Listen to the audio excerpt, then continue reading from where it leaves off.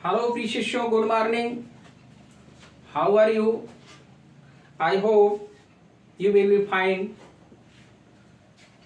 तो प्यारे बच्चों, आज हम क्लास 12 की जो सप्लीमेंट्री विस्टास है उसमें लेसन नंबर 3 जो आपका चल रहा है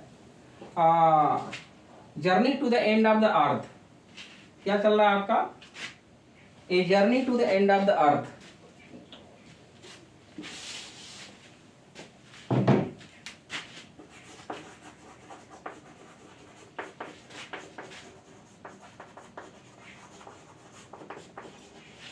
एंड ऑफ द अर्थ,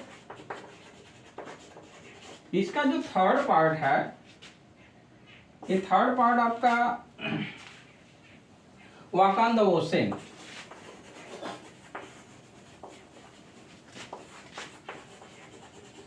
इसको हम कवर करेंगे। तो क्लास 12 की सप्लीमेंट्री विस्टास में आपका लेसन नंबर 3 में पार्ट थर्ड आपका journey to the end of the earth जो लेसन है, इसमें थर्ड पार्ट है वॉक ऑन द ओशन। अब वॉक ऑन द ओशन में क्या घटित होता है, इस चीज को हम यहाँ पढ़ेंगे यार। तो लेट्स बिगिन।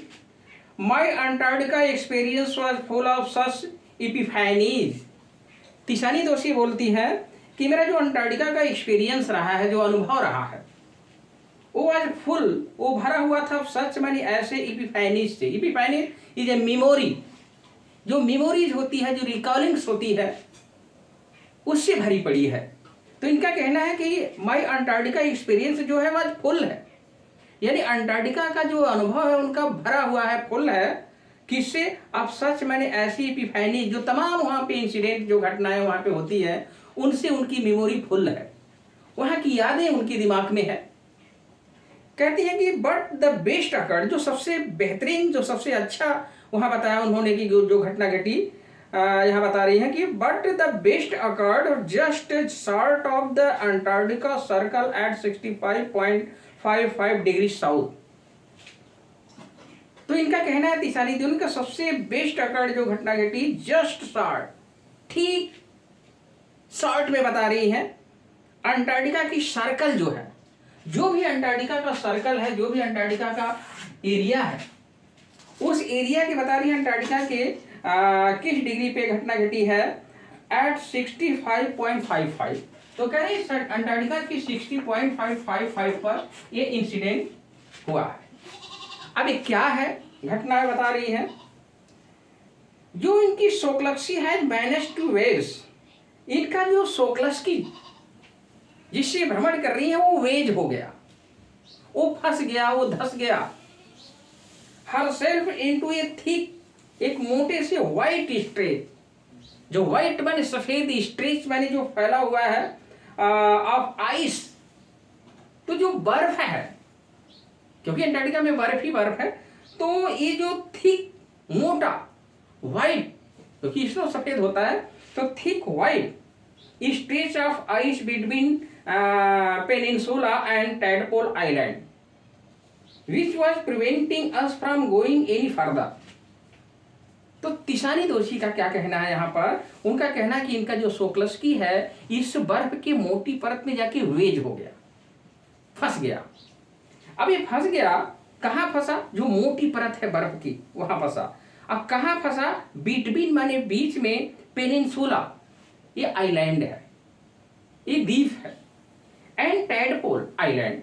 तो पेनिनसुला और टैडपोल आइलैंड के बीच में इनका जो सोक्लस्की जाकर के वेज हो गया, फंस गया अंटार्कटिका में। कहां पर? 65.55 डिग्री पे जाकर के यहां इनका जहाज फंस गया। और आइलैंड कौन सा है? Peninsula and tadpole. विच, अब जब फंस गया तो विच वाज प्रिवेंटिंग कर रहा है, जो इनको चेक कर रहा है, जो रोक रहा था इनके सोक्लस्की को, us from going any further, और आगे जाने से रोक रहा था। बिल्कुल स्वाभाविक है, जहाज जब बर्फ के परत में जाके फंस गई, बिटवीन टू आइलैंड के बीच में फंस गया, तो फिर आगे जाना मुश्किल है, कप्तान भी बेबस है। तो यहां पर आगे क्या होता है, कप्तान क्या डिसाइड करता है? तो the captain decided we were going to turn around, वो डिसाइड करता है कि हमको टर्न करना है। अब वहां घुमाना भी इतना आसान नहीं था। तो अभी कप्तान को किसी न किसी, जो कि एक्सपर्ट कप्तान अगर रहेगा जहाज का, तो कोई ना कोई वो आइडिया निकालेगा।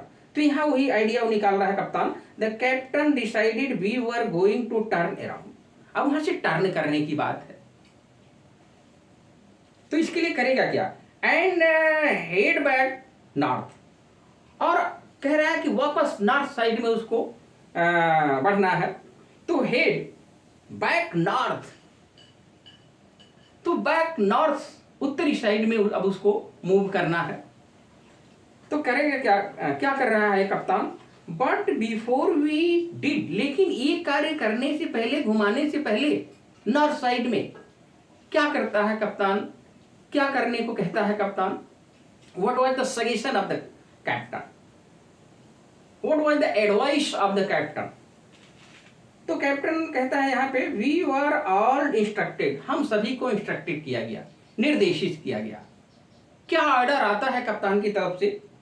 कि to climb down the gangplank. तो कहा जैसे जहाज में उतरने की जो सीढ़ी होती है उसी को गैंग प्लैंक कहा गया, वो लकड़ी का भी हो सकता है। तो यहां पर यह बताया गया कि गैंग प्लैंक से उतरने के लिए कहा गया कि आप लोग उतर जाओ, लोड कम हो जाएगा, तो मुझे घुमाने में या कुछ भी करने में वहां पर आसानी होगी। एक कप्तान उन यात्रियों को कहता है जो उस सोकलस्की में बैठे हुए थे। तो वी वर ऑल, हम सभी को इंस्ट्रक्टेड, सुझाव दिया गया, टू क्लाइंब डाउन, उतर जाने के लिए गैंग प्लैंक से, and walk on the ocean, क्योंकि बर्फ की परत थी तो उस पर कहा गया कि वॉक ऑन द ओशन, यही थर्ड पार्ट है, वॉक ऑन द ओशन। तो ऐसे हालात में जब वह जहाज फंस जाती है तो कप्तान अपने यात्रियों को निर्देशित करता है कि आप लोग उतर जाइए, ये जो बर्फ का परत है अंटार्कटिका में उस पर आप लोग वॉक करिए, तब तक मैं घुमाने की जो आइडिया होता है, जो प्लान होता है, उसको मैं सोचता हूं। अब उसमें से बताया कि जो यात्री कितने थे? So there we were all 52 of us. अब 52 लोग उसमें सवार थे सोकलस्की में। इन 52 लोगों को उतारा गया। कितने ट्रेवलर थे? 52 ट्रेवलर्स को इंस्ट्रक्टेड किया गया, निर्देशित किया गया कि आप लोग गैंग प्लैंक से उतर जाओ। ये लोग कहा गया किटेड आउट, तो विशेष प्रकार का इनका कपड़ा था किटेड आउट। एक गोरेटेक्स, एक गोरे, क्योंकि बर्फ में उतरना और वॉक करना वो आपकी ऐसे आम धरती नहीं है, वहां पे उस तरह के आपके पास कपड़े होने चाहिए। तो यहाँ बताया गया उसी को गोरेटेक्स मतलब लाइक वाटर प्रूफ जो क्लोथ कपड़े होते हैं, उस तरह के कपड़े वो यात्री पहने हुए थे जो उतरे वहां पे। एंड ग्लेयर्स, और उनके कपड़े ग्लेयर्स मतलब शाइनिंग, चमकीले, ब्राइट। तो वो जिन लोगों को उतरने के लिए कहा गया उन लोगों ने क्या किया कि बहुत ही अच्छे कपड़े एक तरह से पहने हुए थे, एक अकॉर्डिंग टू सीजन के अनुसार, क्योंकि वहाँ काफ़ी कोल्ड एरिया था अंटार्कटिका में। तो विशेष प्रकार के किटेड आउट कपड़े उनके पास थे पहनने को। गोरेटेक्स, तो ये गोरेटेक्स वाटर प्रूफ कपड़ा था इनका, गोरेटेक्स यहाँ पे। एंड ग्लेयर्स शाइनिंग, क्योंकि शाइनिंग चमकीले कपड़े क्या करते हैं, सन वगैरह को ज़्यादा एब्सॉर्ब करते हैं, जो सूरज की रोशनी होती है उसको ज़्यादा एब्सॉर्ब करते हैं। तो इस टाइप के कपड़े इसीलिए जाड़े में होते हैं। हमारे यहाँ लोग कलरफुल ऊनी कपड़े पहनते हैं ताकि सनलाइट को ज़्यादा एब्सॉर्ब कर सके। तो हम लोग वॉकिंग किए ऑन ए स्टार्क, एकदम कंप्लीट, पूरी तरीके से व्हाइटनेस था वहां पर। तो उसी बर्फ की परत पर हम लोग घूमना शुरू कर दिए। दैट सीम, जो प्रतीत हुआ, to spread out forever, मालूम पड़ रहा था कि स्प्रेड ही यहाँ पे बर्फ ही बर्फ फैला हुआ है फॉर एवर, हमेशा के लिए। मतलब मालूम पड़ रहा है कि जैसे all area there was nothing but snow everywhere. It seems that it was really not falls. तो यहाँ कहा गया कि व्हाइटनेस, दैट ये व्हाइटनेस जो है ये कंप्लीट व्हाइटनेस बताया गया। स्टार का मतलब एक तरह से कंप्लीट, पूरी तरह से, कंप्लीटली। तो कंप्लीट व्हाइटनेस था वहां पे। दैट सेम, जो प्रतीत हुआ, टू स्प्रेड आउट फॉरएवर, जो इसका फैलाव, जो विस्तार था, उसको कहा गया है कि बर्फ ही बर्फ फैला हुआ था। फॉरएवर माने हमेशा होगा। अंडरनीथ, इसी बर्फ के परत के नीचे, आवर फीट के, was a meter thick ice pad. A meter क्या बताया गया? 1 मीटर थिक मोटा जो आइस पैक था, क्योंकि परत था बर्फ का, तो 1 मीटर यहां बताया गया जो आपका थिक आइस पैक है, उस आइस पैक के नीचे 1 मीटर नीचे एंड अंडरनीथ उसके नीचे दैट 180 मीटर, 180 यानी 180 मीटर। अब ये समझ लो आप कि 1 मीटर आपका क्या है, आइस पैक है, उसके नीचे 180 मीटर नीचे बता रहा है तिसानी दोषी बता रही कि 180 मीटर ऑफ लिविंग रह रहे हैं, ब्रीदिंग, क्या ब्रीदिंग, सांस लेता हुआ सॉल्ट वाटर, नमकीन पानी। मतलब यानी 1 मीटर आपका बताया गया क्या है, 1 मीटर यहाँ पे थिक आइस पैक है, और ठीक उसके नीचे, क्योंकि तरल होगा उसके नीचे, पूरा पूरा ही बर्फ नहीं, तो उसके नीचे 180 मीटर नीचे क्या है, एक लिविंग, जीवंत, एक तरीके से कह लीजिए जीवन है उसके नीचे, जीव जंतु है। तो ब्रीदिंग, सांस लेता हुआ सॉल्ट वाटर, नमकीन पानी। In the periphery crab eater, एक क्रैब ईटर वहां पे सेल्स, एक क्रैब ईटर एक जीव है, इस समुद्री एक तरह से कहा जाता है कि मांसाहारी एक तरह से जीव है crab eater seal. Crab eater seal were stretching, वो फैले हुए हैं, and sunning themselves on the ice floes much like stray dog will do under the shade of a banyan tree। ये जो आपके जीव है क्रैब ईटर जो सिल्स है, ये बर्फ की परत पर एकदम स्ट्रेचिंग किए हुए हैं, फैले हुए हैं, सनी धूप खा रहे हैं। तो ये क्रैब ईटर एक समुद्री जीव है, मांसाहारी जीव ये माना जाता है। तो ये जीव वहां पे उस परत के नीचे पानी में अंदर है। तो ये धूप खा रहा है, कहाँ खा रहा है, ऑन आइस फ्लोर, जो बर्फ का फ्लोर है, जो टुकड़ा, अगर बर्फ का टुकड़ा कहीं पर पड़ा हुआ है, इधर उधर मूव करता है, तो बर्फ का जो परत है मोटा सा, अब ये आपका जो बर्फ का परत है, इस बर्फ के परत पर यहीं पर चढ़ जाते हैं क्रैब ईटर और अपना स्ट्रेचिंग फैल रहे हैं और सनी कर रहे हैं, धूप खा रहे हैं, और उसी तरीके से खा रहे हैं इस बर्फ के टुकड़े पे, मच लाइक, ठीक उस तरह से कंपेरिजन जैसे हमारे यहाँ आप देख लीजिए, जैसे स्ट्रे डॉग्स, एक तरह से आवारा जो कुत्ते होते हैं, विल डू, रेस्ट लेते हैं अंडर द शेड, माने छाया में आपका बनियान ट्री। तो जैसे हमारे यहाँ एक बरगद के पेड़ के नीचे तमाम आवारा कुत्ते बैठ के अपना छांव लेते हैं, पलटी मारते हैं, उसी तरह के अंदाज में वहां पर भी क्रैब ईटर सील उस बर्फ के परत पर फैला हुआ है और सनी धूप ले रहा है। ये नजारा बड़ा ही अद्भुत था। It was so beautiful scene, it was so fine scene, it was nothing sort, ये कम नहीं था ये सीन। ये रिलेवेशन कहा गया, एक तरह से डिवाइन है रिलेवेशन, दैवीय। ये नजारा बड़ा ही अद्भुत था क्रैब ईटर को वहां पे सनिंग करते हुए। तो रिलेवेशन एक तरह से दैवी, डिवाइन, एवरीथिंग डस इंडीड कनेक्ट, मालूम पड़ता है कि हर चीज इस अर्थ से, इस संसार से कनेक्ट है, जुड़ा हुआ है। तो कहीं भी जीवन खत्म नहीं हुआ, चाहे वो अंटार्कटिका है, चाहे अन्य आपके महाद्वीप है। तो अंटार्कटिका में ह्यूमन नहीं है, लेकिन अन्य जीव हैं, जैसे क्रैब ईटर को बताया गया, ये समुद्री जीव। नेक्स्ट पैराग्राफ में आते हैं, और ये चीज रियलिटी ये बताया है अंतिम लाइन में यहाँ पे कि ये एवरीथिंग डज इंडीड, वास्तव में कनेक्ट, मालूम पड़ता है कि हर चीज कहीं ना कहीं से जुड़ा हुआ है, कनेक्टेड है। तो जीवन जुड़ा हुआ है, चाहे वो अंटार्कटिका है, चाहे अन्य आपके महाद्वीप है।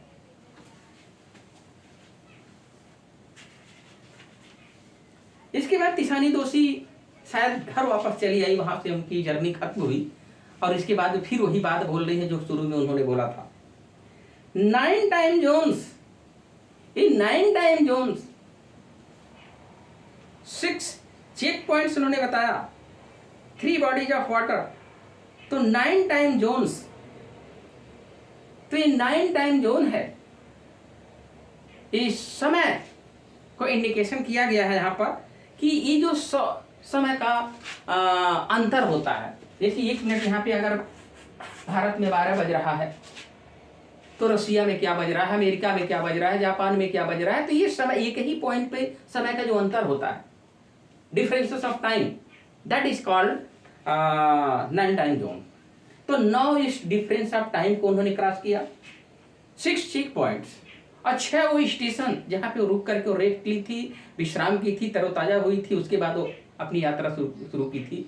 ऐसे ही 6 स्टेशन को यहाँ पर 6 चेक पॉइंट्स कहा गया। 3 बॉडीज ऑफ वाटर, चाहे वो समुद्र का रहा होगा, समुद्र का ही रहा होगा, तो 3 बॉडीज ऑफ वाटर को क्रॉस करके वो वहाँ पहुंची थी।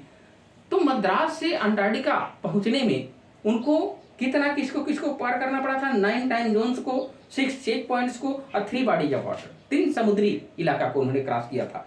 एंड मेनी इकोफेरस, और मेनी इकोफेरस, तमाम लाइविंग चीज़ें, नॉन लाइविंग चीज़ें, विलेज, सिटीज, जंगल, तो ये सब चीज़ों को क्रॉस करके वहाँ पहुंची है, इसी को इकोफेरस कहा गया, पारिस्थितिकी तंत्र। लेटर बाद में इन्होंने ये सारी बात का मेंशन किया, शायद वापसी के बाद उन्होंने मेंशन फिर किया उसी चीज का। कह रही है I was still wondering about the beauty of balance in play on our planet. और इनको सबसे बड़ा आश्चर्य हो रहा है जो एक प्लैनेट का एक खेल है, ये प्लैनेट का हमारे जो खेल है ये हर जगह चल रहा है। तो आई वाज स्टिल वंडरिंग, अभी भी वंडरिंग कर रही थी, वो आश्चर्य कर रही थी अबाउट द ब्यूटी, जो है जो खूबसूरती है बैलेंस का, जो संतुलन की खूबसूरती है, चाहे अंटार्कटिका में हो चाहे अन्य द्वीपों पे हो या महाद्वीपों पर। तो ब्यूटी ऑफ बैलेंस कहाँ, ब्यूटी ऑफ बैलेंस का जो प्ले है, खेल है ऑन आवर प्लैनेट, हमारे ग्रह पर। तो पृथ्वी आपका एक अनोखा ग्रह है, यूनिक है, अद्भुत है, लाजवाब है। तो जीवन हर जगह है, बस अंटार्कटिका में ह्यूमन नहीं है, इसीलिए वहां पोल्यूशन कम मिलता है, पोल्यूशन है ही नहीं। How would it be if Antarctica were to become the warm place. और एक सवाल है कि अगर ये क्या होगा उस समय अगर अंटार्कटिका बिकम वार्म प्लेस बन जाएगा, गर्म स्थान बन जाएगा, तो बर्फ भी पिघलेगा, दुनिया डूबेगी। That it once used to be. तो यहाँ सवाल है एक तरीके से हाउ वुड इट बी, कैसा होगा इफ, यदि अंटार्कटिका वर टू बिकम हो जाएगा the warm place that it once used to be, जैसा एक बार हुआ करता था। आपको भूगोल पढ़े होंगे तो जानते होंगे, अतीत में हमारी धरती एक तरह से आग का गोला, अगर उस तरह के हालात आ गए तो अंटार्कटिका में जो बर्फ का हिस्से हैं वो पिघल जाएंगे, और पिघलेंगे तो फिर दुनिया में फैलेंगे, समुद्र में फैलेंगे, समुद्र का जो लेवल है वो बढ़ेगा, और जब बढ़ेगा तो समुद्र के किनारे जो भी शहर बसे हुए हैं, खत्म हो जाएगी जिंदगी। अगला एक तरह से कि विल वी अराउंड टू सी, क्या हम जिंदा रहेंगे ये नजारा देखने के लिए, ये अंटार्कटिका पिघलेगा, शहर डूबेंगे, एक सवाल है। तो विल वी क्या हम अराउंड आसपास रहेंगे टू सी देखने के लिए इट इसको, or would we have gone the way of the dinosaur, mammoths and woolly rhinos, क्या हम उसी तरह से हमारा भी समापन हो जाएगा जिस तरह से डायनासोर का हुआ है। तो वुड वी हैव गॉन, चले जाएंगे द वे, उसी तरीके से डायनासोर जैसे चले गए, तमाम उल्का पिंड गिरे, परिस्थितियां बदली, डायनासोर का अंत हुआ, वाइप्ड आउट। और मैमोस एक जीव है ये भी, जैसे इसका भी अंत हुआ, वूली राइनोस का अंत हुआ, उन्हीं जो गैडे होते हैं उनका अंत हुआ। तो क्या जैसे इनका अंत हुआ क्या उसी तरीके से इंसान का भी अंत हो जाएगा? हु इज टू से, कौन कहेगा, कौन जानता है इस बात को? What will happen in the future? None can know it. So we should always be careful to our planet.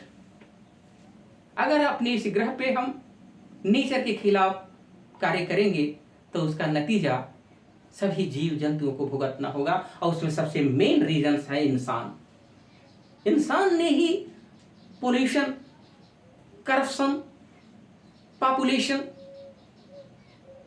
से तहलका मचा दिया है। बट आफ्टर स्पेंडिंग 2 वीक्स, तो 2 सप्ताह अंटार्कटिका में गुजारी हैं, तो but after spending 2 weeks with a bunch of teenagers, youngster को बोला जाता है। तो यंगस्टर के बंच समूह के साथ 2 सप्ताह अंटार्कटिका में गुजार करके who still have the idealism, जिन नौजवानों के पास अभी भी आइडियलिज्म है, एक आदर्शवाद उनके अंदर है, आज भी अपने ग्रह की वो इज्जत करना जानते हैं, आज भी दुनिया को बचाने की का जज्बा उनके अंदर है। इसीलिए तो हाई स्कूल के विद्यार्थियों को ले जाने का सपना था। जो जिधर एक कहावत होती कि जिधर जवानी चलती है उधर जमाना चलता है, तो यहां पर उसी तरह का अंदाज है कि who still have the idealism, तो उनके अंदर अभी आदर्शवाद है, टू सेव, बचाने का दबाव। तो इस दुनिया को बचाने का जज्बा हमारे इस नौजवान बच्चों के पास है। इसीलिए जो ग्रीन जॉब साहब ने जब ले गए, कैनेडियन जो थे, तो बड़े बड़े लोगों को ले जाकर के वो थक गए थे, अंततः हाई स्कूल के बच्चों की तरफ वो मुड़ गए थे, क्योंकि वो बच्चे जब जाएंगे, सीखेंगे, आएंगे, एक्सपीरियंस को तो दुनिया को बताएंगे, सावधान करेंगे, लोगों अवेयरनेस फैलाएंगे, जागरूकता। ऑल आई कैन से, ये सारी चीज मैं कह सकती हूं, कह रही है कि all I can say that a lot can happen in a million year. अगर 1 मिलियन ईयर्स में, तो 1 मिलियन बराबर 10 लाख होता है, तो अगर मिलियन लाखों वर्षों में अगर बहुत कुछ हो सकता है, तो एक दिन में भी बहुत कुछ हो सकता है। उसी बात को समझा रही हैं ऑल आई कैन से। तो ऑल आई कैन से जो मैं कह सकती हूँ दैट ए लॉट, बहुत ज्यादा कैन हैपन, घटित हो सकता है इन ए मिलियन ईयर्स, लाखों वर्षों में अगर बहुत कुछ हो सकता है, तो बट व्हाट ए डिफरेंस, तो क्या फर्क पड़ सकता है ए डे मेकर्स, तो एक दिन के जो बनाने वाले हैं बहुत कुछ फर्क पड़ सकता है, क्योंकि छोटी छोटी गलतियां की सुधार करने से हमारी बड़ी बड़ी गलतियां सुधर जाती हैं। तो यहीं पे चैप्टर एंड होता है, और आई होप आप ये जो चैप्टर बहुत ही साइंटिफिक चैप्टर रहा है, इसको आप समझने की कोशिश करेंगे और रिवाइज करके आप इसको पढ़ते रहिएगा। अन्य भी लेसन को मैं ट्राई करता रहूँगा, आपको अच्छे ढंग से टीचिंग करने की मैं कोशिश करूँगा। तो बार बार आप रिवाइज करते रहो, और याद रखो, ठान लो कि पढ़ना है अगर, तो फर्स्ट सिर्फ कान से सुनो मत, माइंड से भी रेगुलेट करो अपने दिमाग को और कान को। तो I hope you will be successful in your life. Thank you so much. Good luck.